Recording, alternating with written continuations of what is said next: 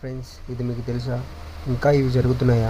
2025 తిల్లు ఇప్పటికీ మాలా మాదిగ కులాల వాళ్ళు ప్రతి ఊరు చివర మాలపల్లుల్లోనూ మాలవాడల్లోనూ ఉంటున్నారు. నిజమే కదా? వాళ్ళకి స్థలాలు కేటాయించాలన్నా ఊరి బయటే, ఊరికి ఆనుకోని కూడా కేటాయించరు.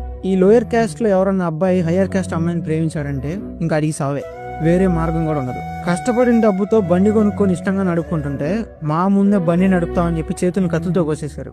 మా ఇళ్ళకి వచ్చి మా చేత దున్న మాంసం వండించుకొని తింటారు. కానీ అందరిలాగా మమ్మల్ని మాత్రం రామ్ గుళ్ళోకి రానివ్వరు. స్టిల్ ఇప్పటికి 2025లో కూడా కేవలం మాలా మాదిగలు అంత త్వరగా మతం మారిపోయి క్రిస్టియానిటీని ఎందుకు తీసుకుంటున్నారంటే ఒక వ్యక్తిని సమాధానం చెప్పాడు తెలుసా? క్రిస్టియానిటీకి ఎస్సీలు ఎందుకు టార్గెట్ అయ్యింది?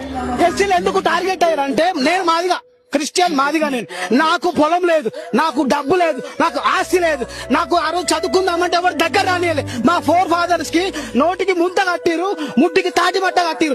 ఇదే దేశంలో ఎవరు కట్టినది?